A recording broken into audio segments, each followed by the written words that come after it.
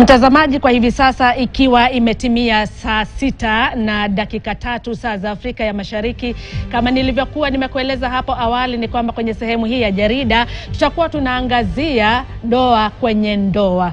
Kuna ripoti ambayo ilitolewa hapo jana na shirika la KNBS, na takwimu ambazo zilitolewa ama zilizoonyeshwa kwenye ripoti hiyo ni kwamba idadi ya wanawake ambao wanashikilia majukumu kwenye ndoa imeongezeka. Na swala hilo tutakuwa tunalichanganua kwa kina hapa kwenye studio nikiwa na wageni wangu, ambaye tunaye Ruth Kenyanjui, ni mwanauchumi. Karibu sana. Thank you so much. Asante. Karibu sana kwa kuwa natana kwa mara nyingine. Asante Agnes. Na pia tunaye Gregory Mwaura, yeye ni mwana psychology. Karibu sana kwenye studio. Asante, nashukuru. Tukua pia tunamsubiri Charles Kenywa, anajulikana sana kama Father CK. Yeye ni kasisi wa kanisa Katoliki, atakuwa pia natupa sauti yake kama kiongozi wa kanisa. Karibuni sana. Mimi ni Agnes Gakunga. Bila kupoteza muda, hiyo ripoti ilitolewa hapo jana, mliweza kuiona, na idadi ya wanawake ambao wanashikilia majukumu kwenye familia imeongezeka. Tukianza na wewe Ruth, wewe kama mwanamke, tuweke kando masuala ya wewe kuwa mwanauchumi. Yeah. Mbona hali iko hivi? I think kuna mambo mengi yamechangia, Agnes. Na society imechange sana for the last few years, na the whole issue about girl child amejaribu kujiamkia, but more so amekataa kuangalia kitu ikimwangusha kwa familia, ama watoto wakiendelea kuteseka, ama familia ikikuwa na mambo magumu, na labda mzee hawezi peke yake ama ameshindwa. Alafu but kitu ambacho kimechangia sana ni historical nature ya sisi wa Afrika ama wa Kenya. The historical nature, unakuta the whole of issue ya extended family pia ilikuwa kitu kubwa sana. Unakuta majukumu si ile tu kama ya nuclear ama ya wewe na watoto wako na labda mzee. Unakuta labda majukumu pia ni mengi. Kuna other members of society, you have to, lazima uchukulie ama ujukumike kwa members of society. So wanawake wametokea sana, lakini pia wanawake tumeona for the last decade wameweza kusoma. Kusoma inawapea opportunities. Kwa hivyo opportunities zenye wanaume wangeweza kufanya, unaona wanawake wanaweza kufanya zaidi, na wanasema kwa kimombo ati what a man can do, a woman can do better. So I think tunaona hizo matokeo. Kuna hoja 3 ambazo umeweza kujizitaja, lakini tutakuwa tunaangazia hoja baada ya hoja baada ya muda usiokuwa mrefu. Bwana Greg, Yes. Asilimia 36 ya wanawake hasa walio katika maeneo ya vijijini ndio wanashikilia. Tunaelekea pazuri. Wanaume wako wapi? Kwanza kabisa mahali society iko ama mahali tuko kama jamii ni pali ambapo tunafaa tupafikirie sana. Na tutapafikiria namna gani? Tutapafikiria tukiangalia kama sisi kama jamii tunaweza kuwasaidia wale ambao wanakuwa kujielewa na kujua majukumu yao ni yapi. Kwa mapana na marefu, ukiangalia ule mwanaume yuko sahi, ukimwangalia kutoka pale tulipewa independence, uhuru wetu. Tuangalie vile mambo kama ya uchumi imekuwa ikikuja. Tunaona kwamba katika pale nyuma kidogo mwanaume alikuwa na nafasi za kazi zaidi, na yeye ndiye alienda pale nje zaidi na akaweza kupata, na hiyo ilimpatia nguvu kadhaa ya nguvu katika familia. Lakini tunaona kwamba kama tunavyoendelea kuishi kama jamii, tunaona kwamba ile space ya mwanaume hatambui kwamba mambo yanabadilika. Na mambo yakibadilika, yeye haoni vile atabadilishana nayo. Sababu zile nafasi za kazi zilizoitwa za kiume, zile nafasi za kazi ziliitwa za kike, haziko tena. Kama walimu sana ilishikiliwa na wanawake. Sasa tuna nini pale, mainjinia, marubani. Tunaona kwamba kuna kule kubadilika. Lakini sisi wanaume hatukumbuki kwamba mambo yanabadilika, na sisi lazima tubadilike. Lazima tubadilike vile tunavyo watazama wanawake na vile tunavyo jitazama sisi wenyewe. Sababu mwanamke pale nyuma angeishi kwa ndoa ama angekaa kwa ndoa sababu anataka ile security siku hizi ni gated community. So mahitaji yamebadilika, na katika kuunda ile ndoa na kuishikilia na kuifanya ikue na ihitimu yale malengo ambayo ndoa ambayo ni nzuri inafaa kufulfill, haifulfill. Why? Sisi kama wanandoa hatuelewi tumefika hapa na miaka 5, miaka 10 katika ndoa, ni yapi tunafaa tujue na ni yapi yamebadilika. So pale unaona kuna changamoto hasa sisi wanaume. Sababu mwanaume kubadilika ni kama kubadilisha trailer, ikiwa imeangalia hivi uibadilishe iangalie huko. Kumaanisha ni vigumu. Na wakati unaposema kwamba mwanamke ni kama hatambui mambo yakibadilika, mwanamume ndio. Mwanamume hatambui mambo yakibadilika, na iwapo atatambua, anatambua wakati mambo tayari yashabadilika. Ni nini haswa tatizo liko wapi? Ni kutohamasishwa ama haswa tatizo liko wapi? Kabla ya Ruth kuzungumza, nataka Greg kuzungumza. Nitaangalia kwa la kwanza ni kwamba mimi ni mwalimu. Na nimefundisha jioni. Miaka 15 iliyopita 20, ungepata wanawake wengi sana shule jioni. Zile nafasi za kujiendeleza wanazitambua na wanaziendea. Na hawataki nafasi potee. Wanazitambua na wanaziendea. Lakini wanaume inakuwa ni maybe ni vigumu, sababu maybe kuna zile changamoto unazo, sitaacha kazi niende nisome, ama lazima kwanza nishikilie mambo ikuwe mzuri ndio niende. Unapata mwanaume anakuwa maybe amefinywa ama hatambui importance ama hatambui kwamba lazima nikishikilia haya na nishikilie ikiwa yote. Lakini pia hapa nikikukatiza kidogo, iwapo huyu mwanamume labda kuna kazi ambayo anaifanya, hataki kuachilia aende akasome, lakini kumbuka pia huyu mwanamke naye ana watoto pale nyumbani analea. Kwa hivyo kumaanisha kuna kule kujinyima, kuna ile sacrifice. Mbona pia mwanamume asifanye vile? Kuna hiyo changamoto kwa sisi wanaume. Ni vizuri kuitikia, sababu hata ukiangalia mashule yetu, ukiangalia hasa wale wako kwa darasa saa hii, walimaliza shule kitambo, lakini wale wako kwa darasa saa hii, utashangaa wanawake ndio wengi. Na economy kama atatuambia kwamba saa hii, wacha nitumie kimombo kidogo, utanisaidia kunini. Hakuna tatizo. Ekonomia saa hii haijui we ni mwanaume ama ni mwanamke. Ekonomia saa hii najua ni yapi unaweza nifanyia mimi nikulipe.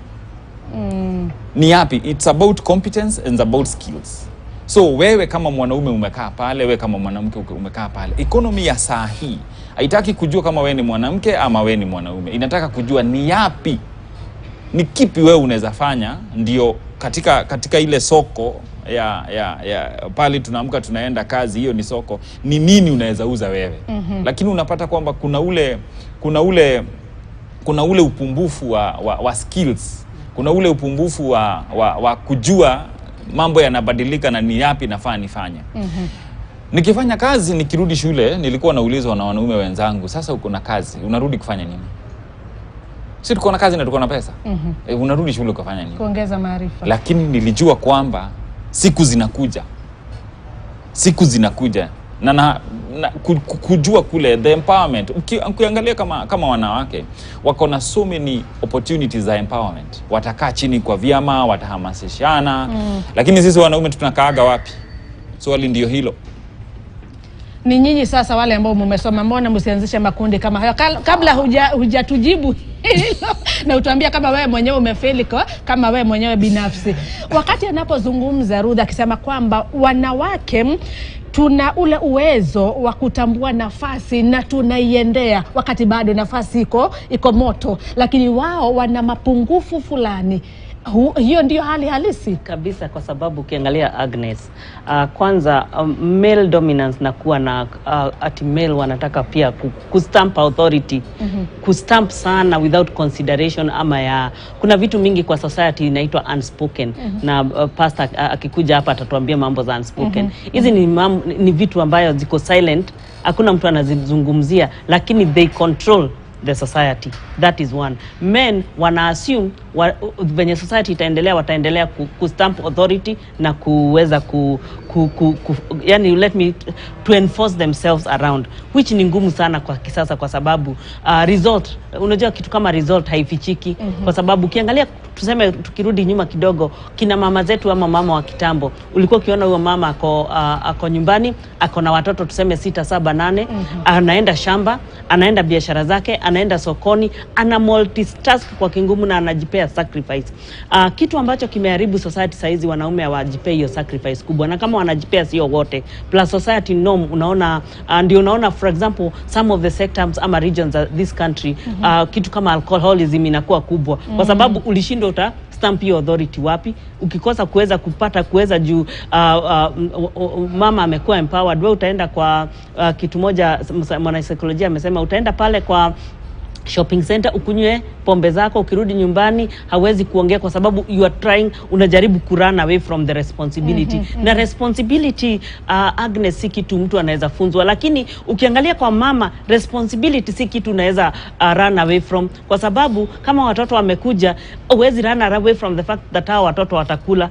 Lazima utafute mbinu, na ndio unasikia hata mwanasaikolojia akisema opportunities ziko kwa wamama kwa sababu hawana option. Na ukiangalia hata kwa ndoa, wamama wakiolewa, mama anakuwa ameamua, mimi nimeolewa na niko hapa kukaa. Hakuna mwanamke anakuwa ameenda kuolewa ndio aweze kutoka. Hapana, anakuwa committed. Lakini ile non commitment ya the other side ndio inakuwa inaleta shida. Unaona sasa labda anaona what she fully gave to sio ana receive. Na hiyo uwezi kuwa una enforce more authority to something that is more committed and maybe producing more result. So that lack of imbalance inaleta society where we are. Na ndio unaona sasa women they are looking for more opportunities, na tujua wamezoea ku multitask kutoka kitambo. Ndio unaona wanaenda evening classes, wako na side hustle, wako na biashara 2, 3, wako makazi, wako wako kwa chama kwa sababu lazima growth lazima ikuje na resources, wako kwa mabenki, wako kwa nini, lazima wajitafutie. Na I'm really thankful that this report is out, because ukiangalia sana hiyo section ya kusema 37% of women ndio wanawak sana, even that is a fact that they are also ndio wanaleta economic growth. Na the growth of this country haiwezi kuwa measured anymore without wanawake wakignoiwa. Niseme kitu moja Agnes, ukiangalia hata vitu ambazo za policies ambazo zimekuwa zikitaka kuimplementiwa in the country, for example the third gender rule, this report should be a report that is going to affirm and help implementation of those kind of policies. Vitu kama AGPO ambapo wamama wapewe responsibility because they have the capability. They need also to be given opportunities where pahali hawajaweza kuingia before, wapewe opportunity kuingia, kwa sababu report inaonyesha already hata mashinani huyo mwanamke ndiye anafanya kazi. Na tukiangalia hata kitambo tunaona wamama ndio wanashikilia society kwa sababu ni hao wananacha. Mwanamke ni kuwa anaweza kunacha. Nikienda kuangalia other dynamics ambazo zinatu affect pia ni value system. Ukiangalia value systems zimedidimia sana from before. Unaona labda because of hiyo kukatika ama kukua na mashida kwa jamii ama kwa familia, ama hizo dynamics zenye zinakuja zina separate families. Ni swala la maadili. Ni swala actually ni swala nyeti sana.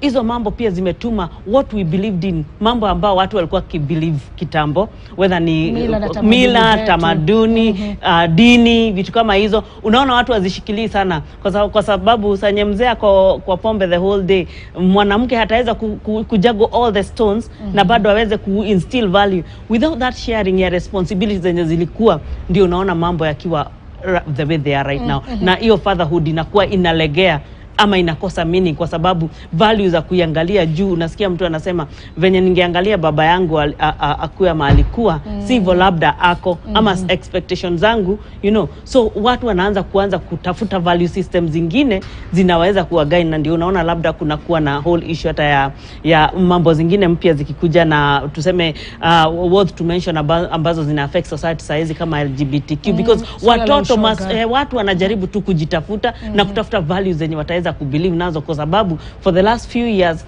hawajaziona. Ni wapi mtu anaweza shikilia na ikuwe practical, kwa sababu unaweza shikilia value yenye si practical, yenye haiko. Nikuja kwako Greg, kuna swala ambalo amelitaja na pia uliweza kulitaja kwamba sana sana mtoto wa kike anaanza kuhamasishwa akiwa bado mdogo, akiwa shuleni, shule ya msingi na hata shule ya sekondari, na hata wakati anapoingia katika taasisi ya elimu ya juu. Na wengi wamekuwa wakilalamika kwamba mtoto wa kiume anatengwa. Zingatia kwamba huyu mtoto wa kike, yule ambaye anamuinua na kumfungua akili ni mwanamke. Nyinyi wanaume mko wapi? Kwa mfano, kama wewe ni msomi, unaelewa mambo mengi, badala ya kulalamika, mbona msibuni mashirika ambayo pia yatamuinua huyu mtoto wa kiume pamoja na wanaume wengine? Kwanza kabisa tuko na mimi naamini kwa jamii ambayo ni balanced. So nikikaa hapa niongelelee mambo ambayo maybe amefanya mwanamume akue mahali yako, sitaki kusema kwamba mwanamke atakuwa sawa mahali yako. Anaweza kuwa pale, lakini atakuwa na mashida nyingi sana za kutatua kuliko, because at the end of the day mwanamke na mwanaume lazima waishi pamoja. Lakini umeleta swala muhimu sana ambalo tunafaa tulifikirie. Ukiangalia leo hii report imetoka mahali. Tulitoka mahali tukasema kwamba kama jamii tunataka kumuinua gender equity mwanamke, na tumemuinua, lakini kuna jambo la muhimu sana hatukulifanya. Hatukulitambua ni hadi wapi. Kulikuwa na mahali tulikuwa hadi fulani. Ndio hivyo. Sababu tusipofikiria hivyo tutakuwa tunaleta imbalance, ama tunaleta kutofautiana katika jamii. Na tukileta kutofautiana kwa jamii, hatutakuwa na familia. So sisi wenyewe tutakaa chini tujiulize tulipotelea wapi. Sababu hilo ni jambo la muhimu sana. Jambo la pili, mali unapata kijana yuko. Nimekuwa mwanasaikolojia kwa miaka 15 sasa. Miaka 6 ya kwanza ama miaka 7 ya kwanza, kijana anakuwa na mama yake. So, baba yuko wapi? Kotea, anakuwa na mama yake. Akikuwa na mama yake, that is the most important time kwa binadamu. Miaka 10 ya kwanza, 6, 7, hiyo ndio miaka ya muhimu sana. Nikikaa chini nimwangalie huu mwanaume, nimwangalie ako na energy gani ama amebeba nguvu zipi. Sasa hizo ni huyu mtoto wa kiume. Ni mtoto huyu before hata akuwe mwanaume, kuna kitoto ndani yake. So nataka kuangalia nijiulize, ndio afike hapa kwamba hajitambui na hajielewi, ametoka wapi? Sana sana ni kwa huu mwanamke. Tujiulize, wewe mwanamke ambaye unanisikiza leo, unamlea mtoto kijana. Lakini swali nimekuuliza lakini hujanijibu. Ndakuja hapo. Atakuwa nini? Wewe mama. Jambo la pili, tukuja kwa policy. Sasa hii kuna women fund. Sina shida nayo. Nashukuru. Na tuna mambo nyingi sana. Tuna mambo yapi kwa mwanaume? On the policy level, tuna mambo gani kwa mwanaume? Na siulizi hivi nikiomba tusikililiwe huruma. La. Nasema hivi nikisema tuangalie usawa katika jamii. Sababu mwanamume akifikisha miaka 35 hapatani na pesa yote from policy perspective. Lakini akifika 70 atapewa pesa ya wazee. Lakini mwanamke akifikisha miaka 18 hadi sijui miaka ipi, kuna pesa pale. La muhimu ni hilo. Tulifikiria kama jamii, sababu tutafika mahali ambapo hakuna usawa. Na huu usawa umeletwa kwa polisi mbaya, miundo msingi mbaya. Lakini kando ya kulaumu hata hizi sera ambazo unasema ni mbaya, kwamba hazimfai vyema jinsi inavyohitajika huyu mtoto wa kiume, ndiposa nilikuuliza swali lakini bado hujajibu. Wanaume nyinyi mko wapi kumshikilia huyu mtoto wa kiume tangu utoto wake? Umesema kwamba kati ya miaka ya kwanza 6 hadi 10 huyu mtoto anakaa na mama. Baba yuko wapi? Good. Ukiangalia economy, ukiangalia setting ya familia uiangalie vizuri. Ndio, sijakataa tunafaa tuwajibike. Lakini wacha nitumie mfano wangu mimi mwenyewe. Nimetoka asubuhi, nimewapeleka shule. Jioni niko kazini. nita make sure hata kutoka kazini kufika nyumbani wanione itakuwa ni ngumu. Jioni ya saa ngapi saa hizo? Jioni mimi niko kwa private practice. 5:30 client anipigia ama saa 12 anakuja. Ndafanya nini? Lazima nimgojee ndio niweze kuwajibika kwa wajibu mwingine. Lakini sio kila siku. Ni sawa. Sio kila siku ya wiki. Na naitikia.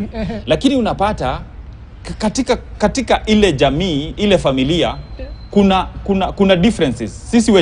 Sisi kama wazazi hatusikizani sisi wenyewe. So nikiwa pale ndio nitakuwa pale, lakini watoto vile nawaambia, siwaambii kwamba hata mwenye ako pale yale ambaye anafanya ni kwa hii familia. So unapata wewe uko pale nje, ndio umeleta mkate, umeleta siagi ama umeleta mafuta, lakini hilo alionekani kwamba unafanya lakini unajua huyu mtoto pia, kwa sababu hata mimi kwa kweli, hata mimi nafanya kazi tukiwa na Ruth na tutapeleka, lakini pia tutapata hata wakati wa kufanya kazi ya ziada ambayo mtoto amekuja nayo. Si ati ni wewe peke yako tu unafanya kazi, huyu mtoto ni wetu sote, si wa kwangu peke yangu. Nimedanganya Ruth? Kwa kweli wacha nimkanushe kidogo. Hata sisi tuko tu bado kwa biashara na in private practice na tuna balance. Tunakumbuka majukumu zote unakumbuka. Unaenda hizo meeting, unafanya kila kitu, lakini wanawake one thing I can say, wanaweza kujipanga vizuri. Alafu they also wako na focus. Wanaume pia wana lose focus kwa kitu kidogo, ama wana assume kuna vitu zinakuwa implied kwa family. Ati inaimplaiwa wewe kazi ya kumlea mtoto ni yako. Yani unakuta hizo shift na zina pia affectiwa sana na culture. Ukiangalia kama kitambo ulikuwa ukiona watoto vijana, I think comfort zao zilitoka kwa kuwa wao wataweza kuinherit. Wewe kuwa mtoto wa msichana hauna inheritance. So hauna namna, ukiolewa kwa pahali labda unaona mambo si mazuri, hautakuwa na anything, utaweza kuwork hard. Ukikuwa for example ukuwa mtoto kijana uambiwe utainherit, ama kukuwe na hiyo perception kwa society, na ikuwe huyo baba yako labda mwenye uko naye mzazi hana kitu ya kuweza kuinherit in the future, na usha relax ama umekuwa na miaka ya laxity, unaona sasa hiyo ina affect sana watoto vijana na jamii.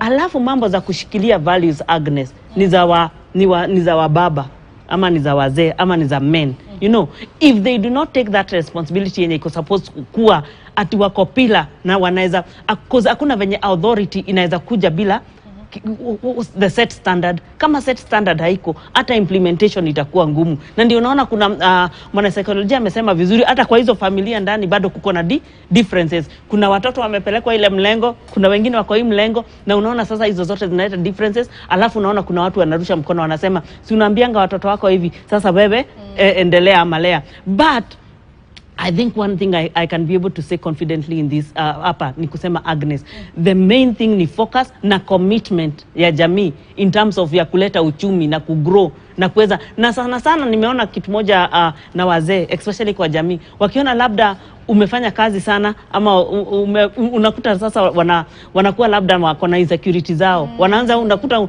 vita za kibaridi zinaanza kukuja kwa jamii, kwa sababu unaonekana unajitegemea ama unajiambia ama hapa atatuambia hiyo ama usikizi ama uambiwi vitu kama hizo zenye zina mambo za society. But I think I would encourage any woman here atoke na aweze kufanya kazi yake kwa nguvu na focus. This is your time za kugojea, ni time za kufocus na dream yako na uweze kupush forward opportunities, whether uchumi iko ngumu ama haiko ngumu. Opportunities will always be there. Labda Mungu atakubarikia kwa hiyo economy ngumu. Yeah. Haya. Naona mjadala unaenda kushika, na pia Father CK Charles Kenywa pia amefika na tutakuwa tunaungana naye baada ya muda usio mrefu. Lakini kufikia hapa, mtazamaji, nachukua pumziko fupi. Baada ya muda usio mrefu nitarejea na awamu ya pili ya Jarida na tuendelee kuzungumza.